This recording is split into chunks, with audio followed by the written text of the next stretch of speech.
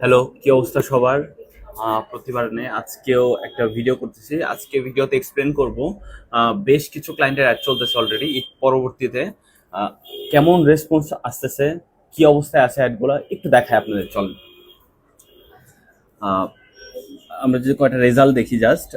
এখানে হচ্ছে আহ, নতুন অ্যাডও আছে, আবার পুরাতন কিছু অ্যাডও আছে। এখানে অলরেডি প্রায় 8,000 কনভারসেশন চলতেছে একটা অ্যাডে 1,000 কনভারসেশন, একটা 600 500, আচ্ছা যাই হোক সিরিয়ালি।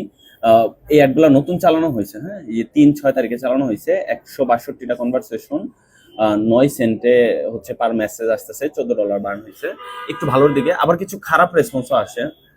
এইখানে হচ্ছে 5টা মেসেজ আসছে, 17 সেন্ট করে পার মেসেজ। ঠিক আছে, যাই হোক ভালো মন্দ মিলেই চলতেছে। বাট ভালোর দিকটা একটু বেশি তুলনামূলক। ঈদ পরবর্তীতে মোটামুটি সেলসের অবস্থা অন্যান্য সময়ের তুলনা, অন্যান্য বলতে ঈদের আগের তুলনায় এখন একটু বেটার। সো যারা ফেসবুকে অ্যাড দিতে চাচ্ছেন, দুশ্চিন্তায় আছেন কি করবেন না করবেন, তারা নির্দ্বিধায় একটা জাম্প দিতে পারেন। আশা করি ভালোভাবে অ্যাডগুলো দিতে পারবো আমরা।